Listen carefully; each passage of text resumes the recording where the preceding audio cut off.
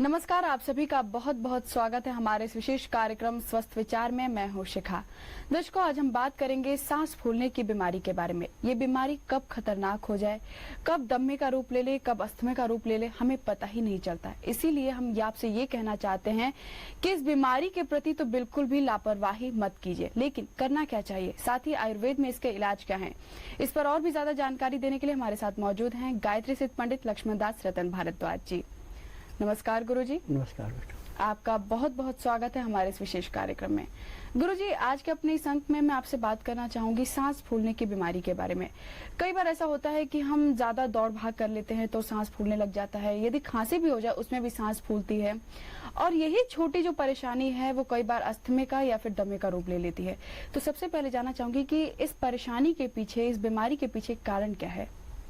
बेटा, ये कारण हमारी सबसे ज़्यादा लापरवाही है। जब हम ठंडी चीज़ों का सेवन ज़्यादा करते हैं, आर्टिफिशियल चीज़ों का सेवन ज़्यादा करते हैं, तो हमारी सांस की नाड़ी में और फेफड़ों में एक किस्म का रेशा जम जाता है। जैसे पानी खड़ा रहने पे काई जम जाती है पानी के ऊपर, ऐसे फेफड़ों में रेशा जम जाता है। अब फेफड़े में जो हमारी ताकत है ऑक्सीजन लेने की, वो नहीं रहती।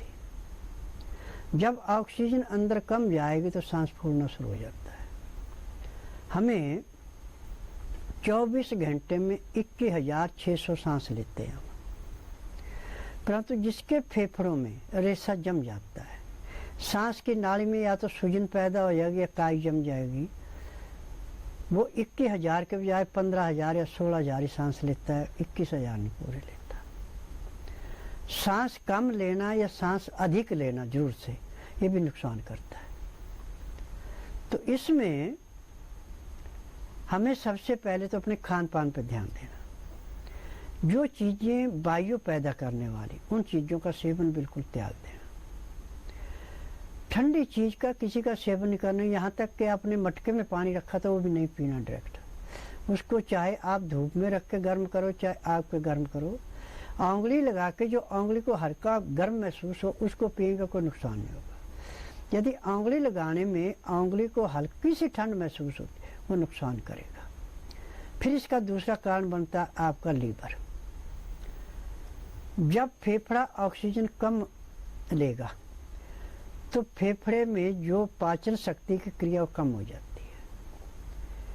कम होने से उसका जो मिक्सचर बनता है, जो जूस बनता है, जो पैंक्री में जाके साफ होके पित्ते से होता है वो गुर्दे को जाता है, वो रुक जाता है और वही फेफड़ों में बैक मारता है, तो फेफड़े और ज़्यादा जाम होते हैं।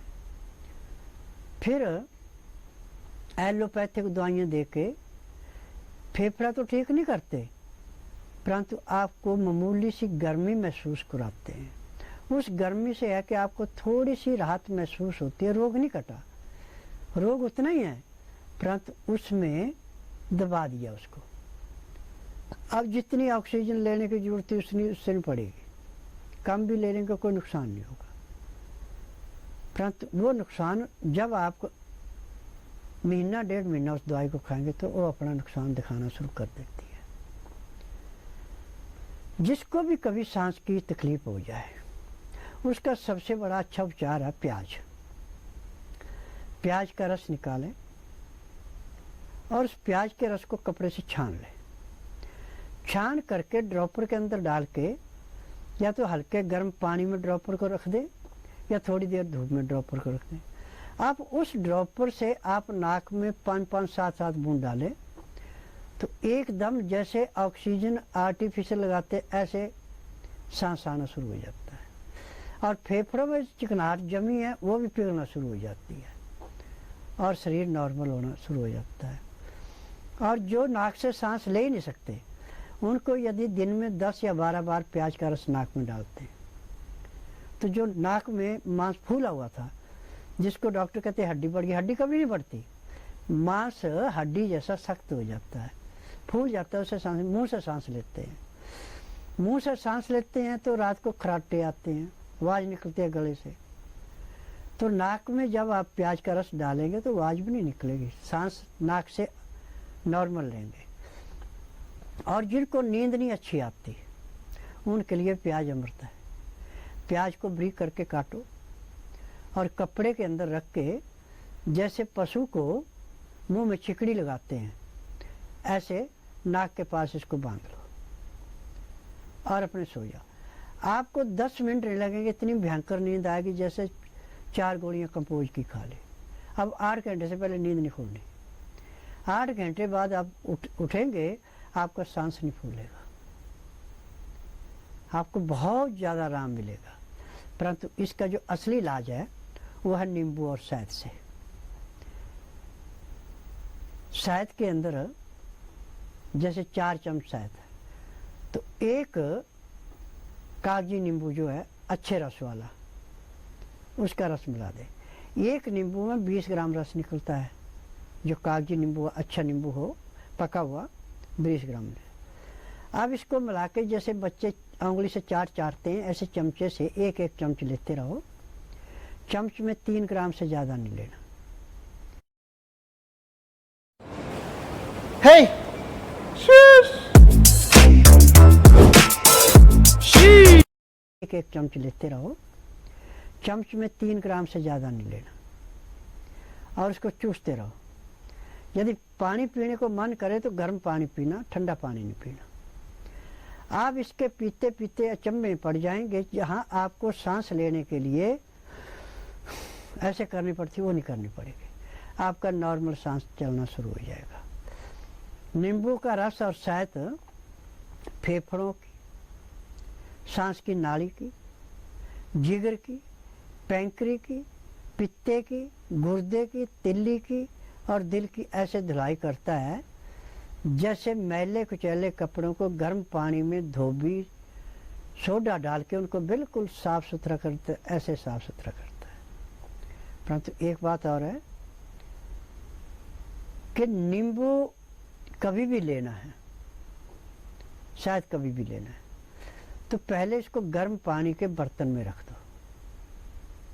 गर्म पानी में तो नींबू को गर्म पानी में डाल दो और शायद जिस बर्तन में रखा उसको गर्म पानी में रख दो। गर्म पानी में शायद गर्म करने से उसके गुणों में कमी नहीं आती, पतला पड़ जाता है। जो गाढ़ा है वो पतला हो जाता है और नींबू के रस में जो उसका बाइयों का विकार था वो खत्म हो जाता है। अब इतर गर्म हो जाता है। जब इन दोनों चीज़ों को मिला के लेंगे तो अमृत बन गया। अब ये जैसे बहुत गंदा लोहा है, जंग लगी बहुत ज़्यादा, और गर्म पानी में तेजाब डाल के उस लोहे को निकाल दिया, चमक जाता है। ऐसे हमारी सांस की नाली, फेफड़े, लीवर, पैंक्री, पित्ता, गुर्दा, तिल्ली सब साफ हो जाते हैं। हमारा मेन फंक्शन है फेफड़े से। फेफड़ा ऑक्सीजन पूर्ण मात्रा में लेगा तो हमें कोई रोग नहीं। यदि फेफड़े में कोई गड़बड़ी आ गई तो सबसे पहले आपके जिगर पे नुक्स पड़ेगा। जिगर की पाचन शक्ति कमजोर पड़ जाए। जब आपके जिगर की पाचन शक्ति कमजोर हो गई तो सबसे पहले आपको इंसुलिन बनना बंद हो जाती है। पूरी इंसुलिन नहीं बनती। जब पूरी इंसुलिन नहीं बनती तो आपके पित्ते में आपका खाया पिया ऐसे जमने लगता है जैसे पानी में पत्थर रखते हैं, तो पित्ते में पथरी पैदा कर देता है, कब्ज ज़्यादा कर देता है, गैस बनाता है और जाके किडनी पे ऐसे जाड़ा पड़ जाता है जैसे मकड़ी का जाड़ा होता है। जी और भी बहुत कुछ जानकारी आपसे लेना चाहूंगी, लेकिन दर्शकों फिलहाल रुकेंगे एक छोटे से ब्रेक के लिए। देखते रहिए हमारे विशेष कार्यक्रम स्वस्थ विचार।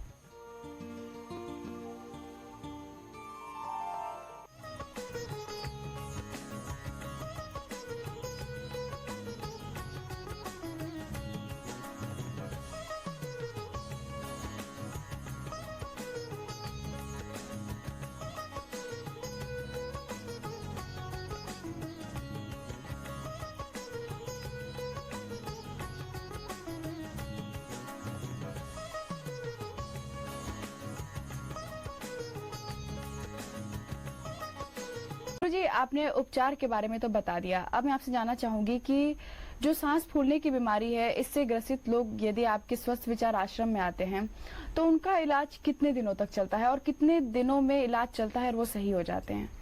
देखो बेटा, जितने भी सांस के रोगी आ रहे हैं, किसी का 1.5 महीना उपचार होता है, किसी का 2 महीने, इससे फालतू किसी का नहीं हुआ। और जिसने योग साथ किया और पूरा परहेज तसल्ली से किया, उसका 1 महीने का, चाहे कितने पुराने से पुराना है। अब एक ऐसा रोगी है जो राजस्थान का, उसका नाम सरवण कुमार है। इस रोगी के फेफड़ों में इतना ज़्यादा रेशा था कि डॉक्टर ने उसको कैंसर डिक्लेयर कर दिया था। यानी दवाई का नशा जो इंग्लिश का था वो उसको होना बंद हो गया था। तब उसको मेरे पास लाए थे। यहाँ पे दवाई खिलाने के 3 घंटे बाद उसको नॉर्मल सांस आना शुरू हो गया था। फिर मैंने इसको बताया कि देखिए ऐसा है कि आपने अलोन बलोन जो है 1 घंटा लाजमी करना है, सुबह दोपहर को खाना खाने के आधे घंटे बाद, शाम के टाइम फिर करो, रात्रि को सोते समय फिर करो। कपाल भाती सुबह सुबह करनी है आपने। नियम से करते गए, सांस का रोग तो इसका 2 महीने में बिल्कुल खत्म हो गया, जो कि उसको 30 साल से था। फिर उसके बाद उसने थोड़ी सी लापरवाही की, उसके दिल में इन्फेक्शन हो गया और दिल में जब उसको भयंकर दर्द उठता था, वो 4 इंजेक्शन लगा के वो कंट्रोल नहीं होता। फिर उसने मेरे को फ़ोन किया कि गुरुजी ऐसी बात है। मैंने कहा भी फिर आपको आना पड़ेगा, नब से पता लगे आपने गलती क्या की है। जब नाड़ी परीक्षण किया तो नाड़ी परीक्षण में पाया गया सर्द गर्म होने से अंदर जाके लीवर में इन्फेक्शन हुआ। लीवर के बाद वही दिल में इन्फेक्शन हो गया। अब दिल में जब ऑक्सीजन पूरी नहीं मिलती तो खून साफ नहीं होता। जब खून साफ नहीं होता, उसमें जो क्लॉट होते हैं चुभते हैं, तो ऐसे लगते हैं जैसे ब्लेड का चीरा मार दिया। फिर जब वो आया, उसको तुलसी का तेल और 9 नंबर तेल दिया और उसको मालिश कराई आधा घंटा। आधे घंटे बाद मैंने उसको कहा मेरा मंदिर जो है 5 मंजिला है कि आप मंदिर में ऊपर चढ़ेंगे, नीचे आएंगे, जहाँ पे आपको दर्द महसूस हो वहीं से वापस आ जाना, फिर ऊपर नहीं जाना। अब वो आधा घंटा मार्च करने के बाद 3 बार मंदिर चढ़ा, 3 बार उतरा, कहता है मुझे कोई तकलीफ नहीं महसूस हो रही। अब भगवान की दया से जब इसका फ़ोन आता है तो यही कहता है कि गुरुजी अब मुझे किसी किस्म की परेशानी नहीं है, मैं अपने घर का पूरा काम कर सकता हूँ कि नहीं। मैं भी आप करिए, जब आपको तकलीफ नहीं है तो काम से क्यों डरना है। अभी उम्र भी उसकी खास नहीं है, 35 साल उम्र है। मेरा नाम जो है राजकुमार वर्मा, ये मेरी पत्नी सरिता वर्मा है। हम लोग जो है यूपी प्रतापगढ़ से बिलोंग करते हैं और मैं पेशे से अध्यापक हूँ ELT ग्रेड का। तो सबसे बड़ी समस्या जो हमारी शादी जो 98 में हुई थी, 98 की शादी के पश्चात जो लगभग 3-4 साल बाद जो है इनको प्रेगनेंसी हुई, लेकिन दुर्भाग्य से जो है एबॉर्शन टाइप हो गया जो है। उसके पश्चात मैंने 2-3 साल जो है इनकी कंटिन्यू दवा कराई। डॉक्टर राज बावेजा इलाहाबाद के जो प्रसिद्ध गायकोनोलॉजिस्ट हैं उनसे इलाज करवाया, तो काफ़ी दिन वो भी इलाज की। एट लास्ट में उन्होंने डिसीजन लिया कि इनको जिनकी जो फिलिपियन ट्यूब है वो ब्लॉक है। उसके बाद उन्होंने कहा कि जो है आप इसको जो है टेस्ट ट्यूब बेबी जो है इसका एकमात्र इलाज है, चाहे आप इलाहाबाद करवाइए या और कहीं आप देख लीजिए। तो एक दिन ऐसे हमारे ससुराल जो है यहाँ गाज़ियाबाद में है, तो इनकी एक फ्रेंड जो है यहाँ राजनगर में रहती हैं, तो उनके द्वारा बाबा जी का पता मालूम हुआ।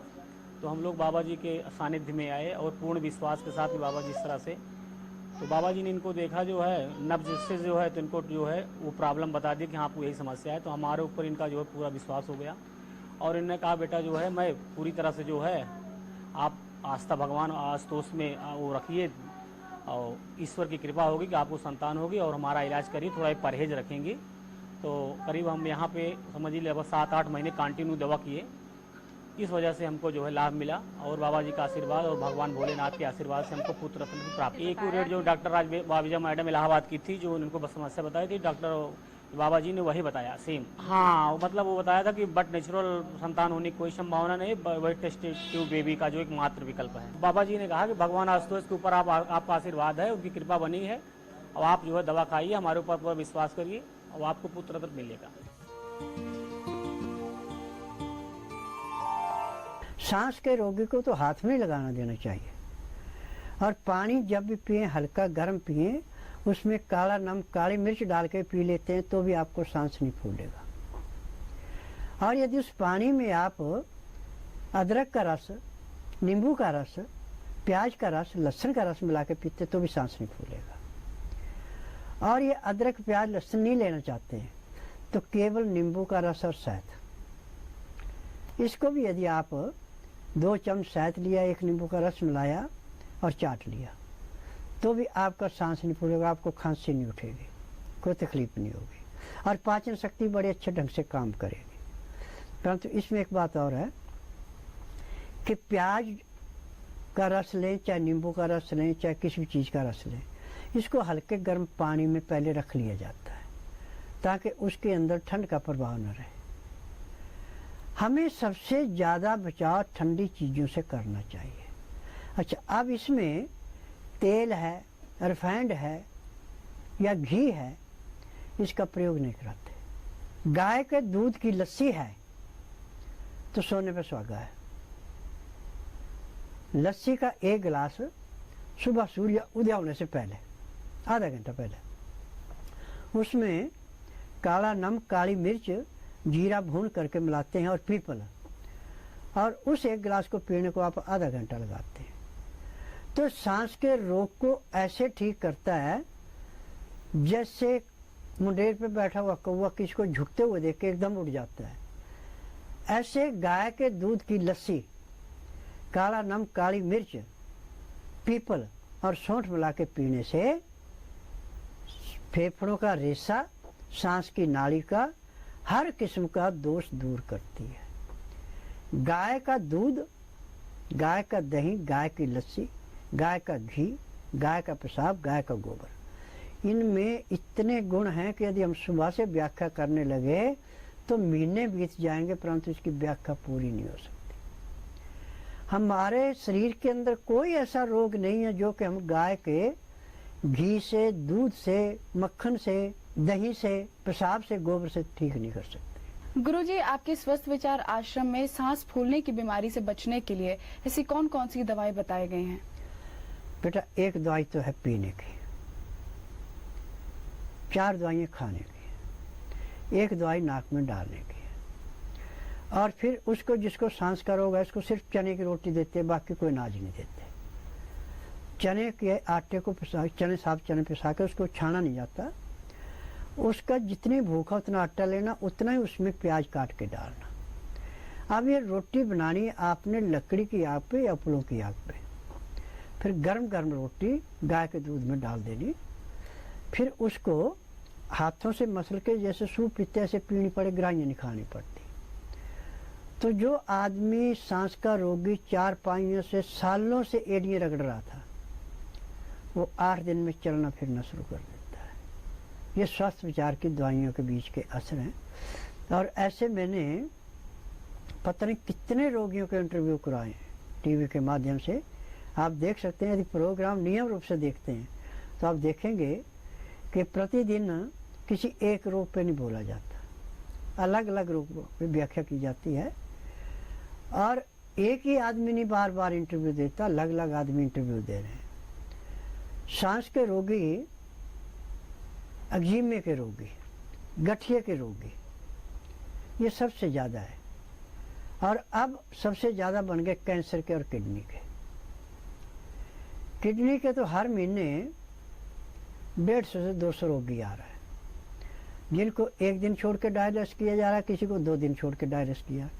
परंतु जिस दिन आश्रम में रोगी आता उसी दिन डायलिसिस बंद हो जाता है। और कैंसर के रोगी भी कम से कम 250-300 महीने के आ रहे हैं। और कैंसर का रोगी जिस दिन आश्रम में आके दवाई खाता है उसी दिन से वो अपने में 25 से 30% परिवर्तन महसूस कर लेता है, जबकि किडनी का 15 से 20 करता है। और कैंसर की दवाई पूरे संसार के अंदर मेडिकल साइंस में कहीं नहीं है, परंतु स्वस्थ विचार आश्रम में संसार का कोई रोग ऐसा नहीं जिसकी दवाई नहीं है। बिल्कुल गुरुजी, और भी बहुत कुछ जानकारी आपसे लेना चाहूंगी, लेकिन दर्शकों फिलहाल रुकेंगे एक छोटे से ब्रेक के लिए।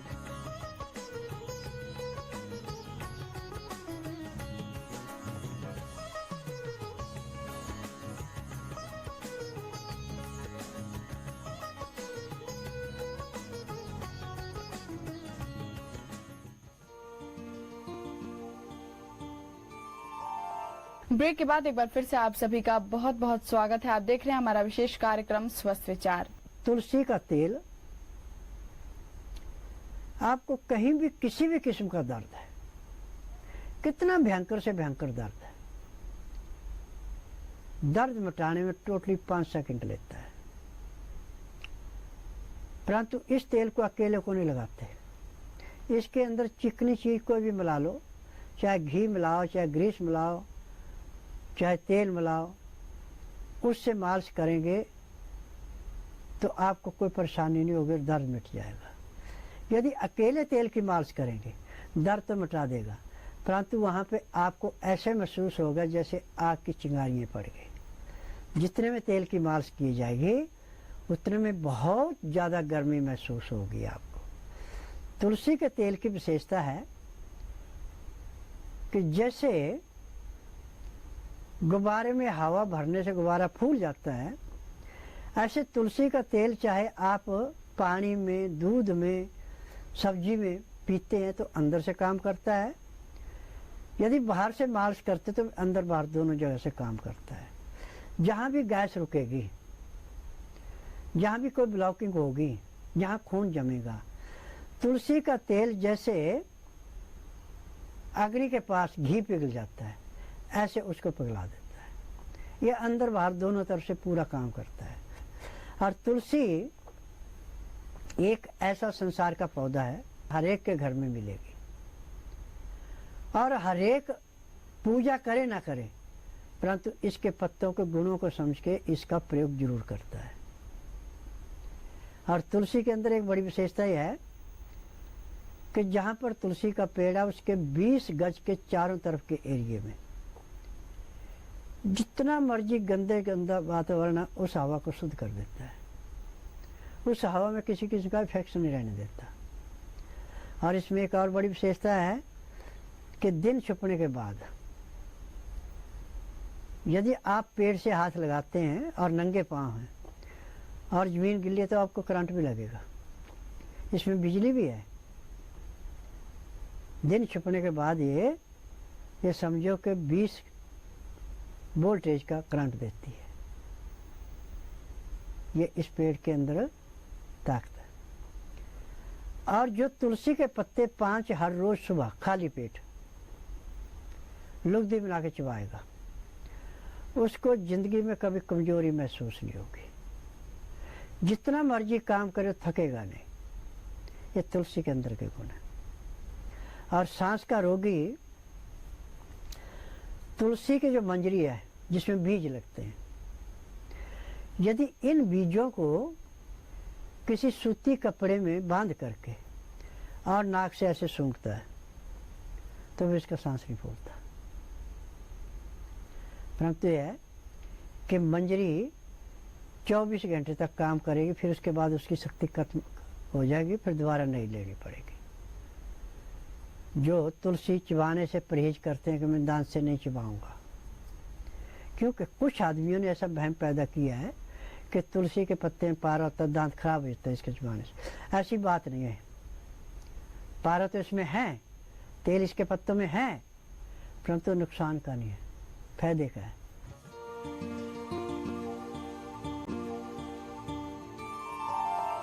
तो तुलसी के पत्ते तोड़ के लाए, 1 गिलास शीशे का ले, उसको पानी से भर ले, 1 इंच खाली रखें उसको और 5-7 पत्ते उसके अंदर डाल के 15-20 मिनट उन पत्तों को उसमें रहने दें, ऊपर से ढक्कन लगा दें।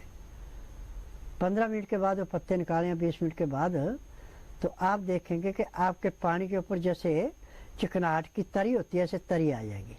वो तरी इसमें सबसे ज़्यादा गुण है। ये तो तुलसी हर किस्म के रोग को काटने में वरदान सिद्ध है और इसमें हमें जगह घेरने की भी जरूरत नहीं है।